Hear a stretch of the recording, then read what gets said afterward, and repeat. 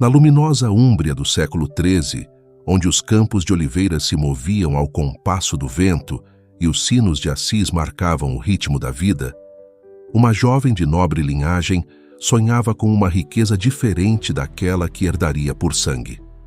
Seu nome era Clara, e em seus olhos brilhava um desejo que nenhuma joia podia saciar: pertencer somente a Cristo. À sombra das muralhas medievais e em meio a uma sociedade marcada por privilégios e guerras, seu coração ouvia um chamado que a levaria a deixar tudo para abraçar a pobreza mais radical e a caridade mais pura. Esta é a história de Santa Clara de Assis, que, seguindo o exemplo de São Francisco, fundou a Ordem das Damas Pobres, hoje conhecidas como Clarissas, e se tornou luz para a Igreja. Na cidade murada de Assis, onde os sinos de pedra chamavam a oração e as colinas se tingiam de ouro ao cair da tarde, nasceu, no ano do Senhor de 1193, uma menina chamada Clara, primogênita de Favarone de Ofredúcio e da nobre dama Ortolana. A casa da família, sólida e bem situada, abrigava o movimento típico de um lar de armas e honra, mas também o recolhimento de uma fé herdada de gerações. Desde seus primeiros dias, Clara cresceu sob o olhar atento de sua mãe, mulher piedosa que, segundo a tradição, havia peregrinado a Roma, Santiago e Jerusalém, e que ensinava às filhas que a verdadeira nobreza não se media por títulos, mas pela pureza do coração. Ortolana, ao vê-la brincar entre os tapetes e corredores, falava-lhe com doçura sobre as bem-aventuranças, como quem semeia sementes em um terreno fértil. Clara era uma menina de rosto sereno e cabelos claros, mas o que mais chamava a atenção nela eram seus olhos, sempre atentos às necessidades alheias.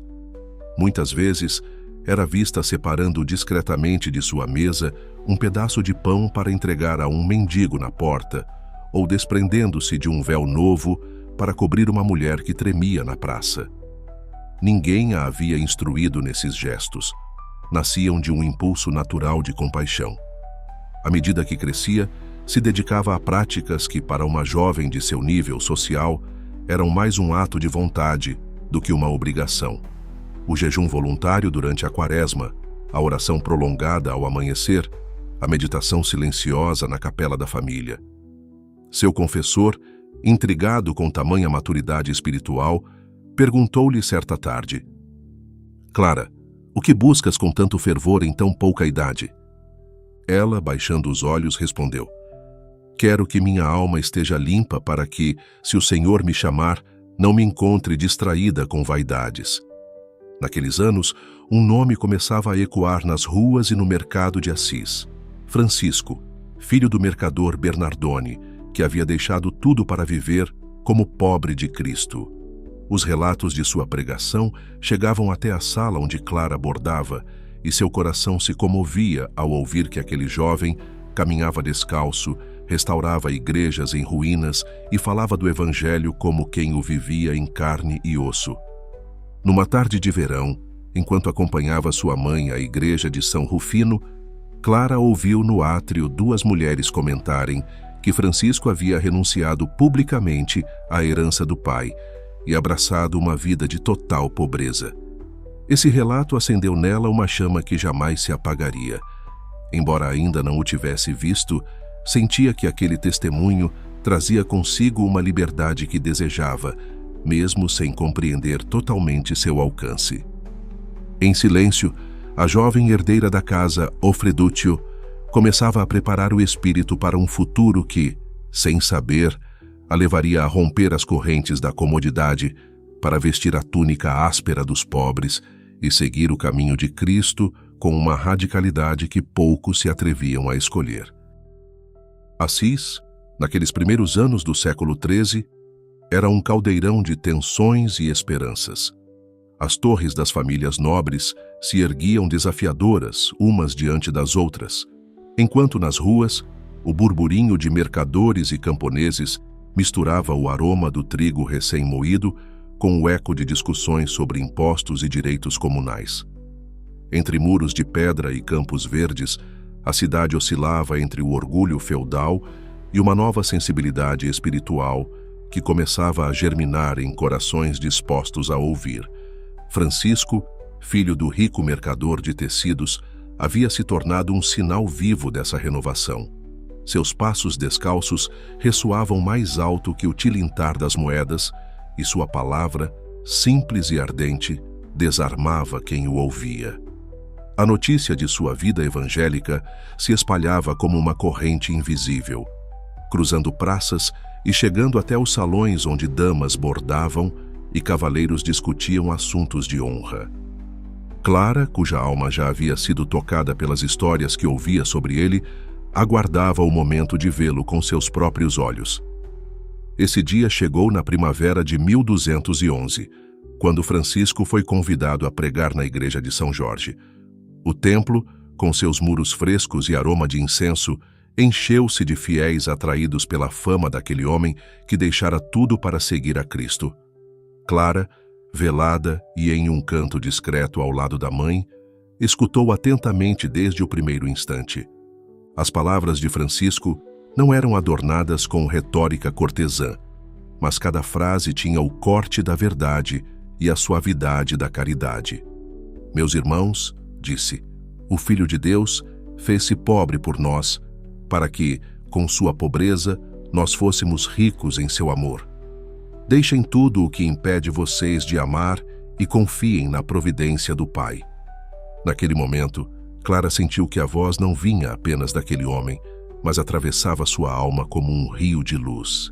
A riqueza, os banquetes, os bordados de seda, tudo se desfazia diante de um convite que lhe parecia mais real que as pedras sobre as quais se sentava. Dias depois, movida por um impulso que já não podia conter, Clara pediu a uma parenta de confiança que a ajudasse a se encontrar discretamente com Francisco. O encontro aconteceu em um pequeno jardim próximo a São Rufino, protegido por um muro coberto de era. Francisco a recebeu com um olhar límpido e uma reverência que não era mera cortesia, mas respeito pela alma que tinha diante de si. Irmã Clara, chamou-a, como se já enxergasse nela a entrega que ainda não havia se consumado. O que buscas? Quero pertencer somente a Cristo, respondeu ela sem hesitar. Mas temo a resistência de minha família e não sei como dar o passo. Francisco falou-lhe da liberdade que nasce quando se solta tudo, da alegria de viver sem outra posse que o Evangelho e da força que Deus concede àqueles que se confiam inteiramente a Ele. Não tentou convencê-la com promessas, mas com a serenidade de quem já percorreu o caminho e sabe que é seguro porque foi traçado pelo próprio Cristo. Aquele diálogo, repetido em outras breves e prudentes conversas, foi acendendo em Clara uma certeza silenciosa. A ideia da pobreza evangélica deixou de ser para ela uma teoria ou um ideal distante. Tornou-se um chamado pessoal, tão forte que nem as muralhas de Assis, nem os laços de sangue poderiam detê-lo. À noite, ao orar na penumbra de seu quarto, Clara imaginava suas mãos vazias, seu vestido simples, sua vida entregue ao serviço de Deus e dos pobres. E em seu coração já não havia dúvidas. O momento de responder estava próximo, e quando chegasse, ela não olharia para trás. A primavera de 1212 trouxe a Assis o movimento festivo do Domingo de Ramos. A cidade, adornada com ramos verdes e fitas, vibrava com o toque dos sinos e o murmúrio dos fiéis reunidos nas igrejas. Clara, vestida com sua melhor túnica e coberta por um fino véu, participou com sua família da missa solene em São Rufino. Quando o bispo desceu pela nave central para entregar a cada devoto um ramo bento, Clara permaneceu imóvel em seu lugar. Apenas quando o prelado se aproximou pessoalmente e colocou em suas mãos um ramo de oliveira, ela, em seu íntimo, entendeu que aquele gesto era um sinal para o que estava por vir. Naquela noite, o ar fresco descia das colinas e as ruas dormiam sob o brilho de uma lua crescente. Clara, em silêncio, Levantou-se do leito e, levando um pequeno embrulho, deslizou-se pelos corredores da casa familiar. Seu coração batia com força, mas seus passos eram firmes. Passou pela porta lateral e, envolta em uma capa escura, desapareceu entre as sombras das vielas que desciam para o vale. A Porciúncula, pequena igreja consagrada a Santa Maria dos Anjos, aguardava iluminada por lamparinas de óleo. Francisco e seus irmãos, avisados de sua chegada, esperavam em oração. Quando Clara entrou, o silêncio se encheu de uma reverência profunda. Francisco levantou-se, conduziu-a até o altar e, com voz serena, perguntou: Irmã, vens entregar-te sem reservas ao Senhor? Sim, respondeu ela sem que seu olhar vacilasse. Não quero outro esposo, senão Cristo. Nesse momento, Clara ajoelhou-se e Francisco tomou uma tesoura para cortar seus longos cabelos dourados. As mechas caíram ao chão como símbolo de uma vida deixada para trás. Em seguida, entregou-lhe uma simples túnica de lã áspera e um véu negro, sinais de sua nova condição. De hoje em diante, disse Francisco, o teu tesouro está no céu. Vive para ele e nele. A cerimônia foi breve, mas no silêncio da Porciúncula sentiu-se a força de um voto eterno. Os irmãos entoaram um cântico suave e Clara, com o rosto iluminado pela luz das lamparinas, professou sua entrega total diante do altar. Para protegê-la de qualquer tentativa da família de levá-la de volta, Francisco a conduziu imediatamente ao mosteiro beneditino de São Paulo das Abadesas. Ali, entre monjas de clausura, Clara começou a se adaptar a uma vida de oração e austeridade. Não demoraram a vir as reações. Seus parentes, ao saberem, invadiram o mosteiro com vozes alteradas e súplicas. Seu tio Monaldo, tomado pela fúria, tentou arrastá-la à força, recordando-lhe a honra do seu nome e o dever de casar-se. Clara, agarrada ao altar, revelou seus cabelos cortados e mostrou o hábito áspero. Já não pertenço ao mundo, declarou com firmeza. Meu esposo é Cristo e não o abandonarei. Diante de sua determinação, os familiares se retiraram entre ameaças e perplexidade. Clara, exausta, mas em paz, voltou à sua cela. Sabia que o caminho apenas começava e que a renúncia daquela noite seria a porta para uma vida em que a pobreza e o amor seriam sua única herança. Poucas semanas após sua consagração, Francisco levou Clara a um lugar que, para ele, tinha um significado especial: a pequena igreja de São Damião. Seus muros, restaurados por suas próprias mãos, após ouvir a voz que lhe ordenara: repara a minha casa, erguiam-se humildes nos arredores de Assis, entre olivais e caminhos empoeirados. Ali, Francisco lhe disse: Irmã, aqui será a tua morada. Este será o jardim onde florescerá a semente que o Senhor plantou em teu coração. Clara aceitou com gratidão, e a capela tornou-se o coração de sua nova vida. Logo, começaram a unir-se a ela outras jovens atraídas por seu exemplo, formando a primeira comunidade daquilo que Francisco chamaria de as Damas Pobres. Viviam em celas simples, partilhavam o pão ganho com o trabalho de suas mãos e dedicavam longas horas à oração silenciosa. A notícia da entrega de Clara logo chegou aos ouvidos de sua irmã mais nova, Inês, que com apenas 15 anos também fugiu da casa paterna para juntar-se a ela. Foi perseguida por seus tios, que tentaram levá-la à força, mas a jovem agarrou-se ao altar com tamanha determinação que, segundo a tradição, seu corpo se tornou tão pesado que ninguém pôde movê-la. Clara a recebeu com lágrimas de alegria e a abraçou como irmã na carne e no espírito. Com o tempo, também sua irmã Beatriz e sua mãe Hortolana, mulher de profunda fé, uniram-se à comunidade. Assim, a família que inicialmente resistira à vocação de Clara terminou compartilhando sua mesma pobreza e o mesmo ideal. São Damião ressoava com o canto suave das freiras e com o compasso dos teares, onde confeccionavam túnicas e tecidos para os pobres e enfermos. A vida diária era marcada pela simplicidade extrema. Não aceitavam posses, rendas nem terras. Dormiam sobre esteiras, jejuavam com frequência e saíam apenas em casos de necessidade. O trabalho manual, fiar, costurar, cultivar a horta, era oferecido como oração viva e cada ato, por menor que fosse, era realizado por amor a Cristo pobre e crucificado. Clara, como abadesa, guiava suas irmãs não com dureza, mas com o exemplo. Passava mais tempo no oratório do que em sua própria cela e costumava vigiar à noite em oração, intercedendo pela igreja e pelo mundo.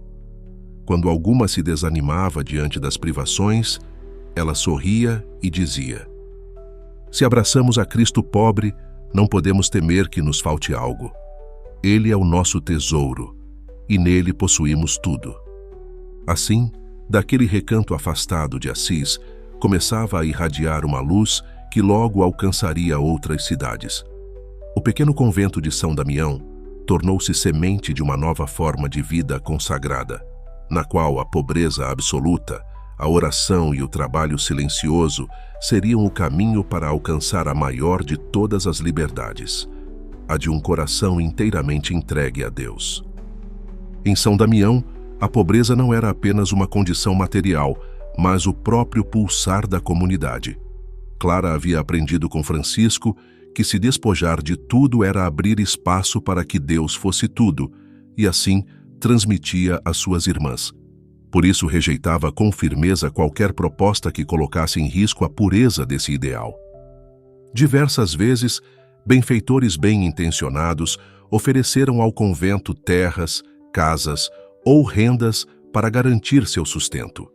Clara agradecia, mas respondia sempre com a mesma serenidade inabalável: se aceitarmos qualquer propriedade, deixaremos de viver como Jesus e Maria viveram. Nossa herança é a pobreza, e nela encontramos a nossa alegria. Sua radicalidade começou a inquietar até mesmo algumas autoridades eclesiásticas.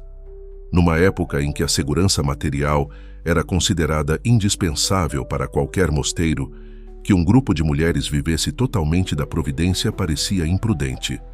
Mas Clara, enferma ou saudável, não cedia. Em 1228, o Papa Gregório IX, movido por sua estima por Clara e pelo desejo de proteger a comunidade, tentou persuadi-la a aceitar uma pequena dotação para garantir a subsistência. Clara, com a delicadeza de uma filha e a firmeza de uma esposa de Cristo, respondeu: Santo Padre, absolva-me de meus pecados, mas não de seguir a Cristo. Jamais aceitarei outra segurança que não venha do meu Senhor. Impressionado por tal determinação, Gregório IX concedeu, em 1228, o chamado Privilégio da Pobreza. Um documento sem precedentes que autorizava expressamente Clara e suas irmãs a viverem sem possuir bens, confiando unicamente na caridade. Anos mais tarde, quando sua saúde já estava muito debilitada, Clara quis garantir que esse privilégio fosse plenamente confirmado para a comunidade e para as futuras gerações. Após anos de súplicas e gestões, em 1253, o Papa Inocêncio IV aprovou solenemente sua regra, que estabelecia de forma definitiva a vida de pobreza absoluta inspirada em Francisco. Essa conquista não foi uma vitória pessoal, mas um testemunho de fidelidade. Clara havia defendido, contra toda pressão externa, um ideal que não admitia meios termos: viver como Cristo pobre, depender apenas de Deus e, assim, oferecer ao mundo um sinal vivo de liberdade interior. Naquela tarde em que recebeu a notícia da aprovação papal, Clara, de seu leito, elevou uma oração.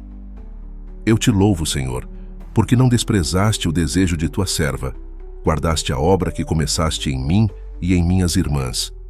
Com o privilégio da pobreza, Clara não apenas assegurava a identidade de sua ordem, mas deixava à Igreja um farol para todos os tempos, a certeza de que a verdadeira riqueza está em um coração vazio de tudo, para estar cheio somente de Deus.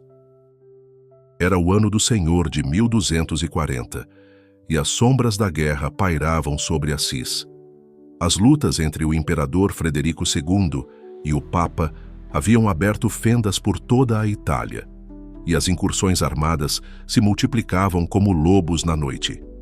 Entre as tropas imperiais, marchava um contingente de sarracenos, sob o comando de Vital de Aversa, famoso por sua ferocidade. Seu avanço pelo vale levantava nuvens de poeira e de temor, e logo se soube que seu destino era São Damião. Clara, enfraquecida pela doença e prostrada em seu leito, recebeu a notícia com o coração sereno, enquanto as irmãs corriam aflitas de um lado para o outro. Algumas choravam, outras tentavam fechar portas e reforçar muros, embora soubessem que aquelas paredes não resistiriam a um ataque.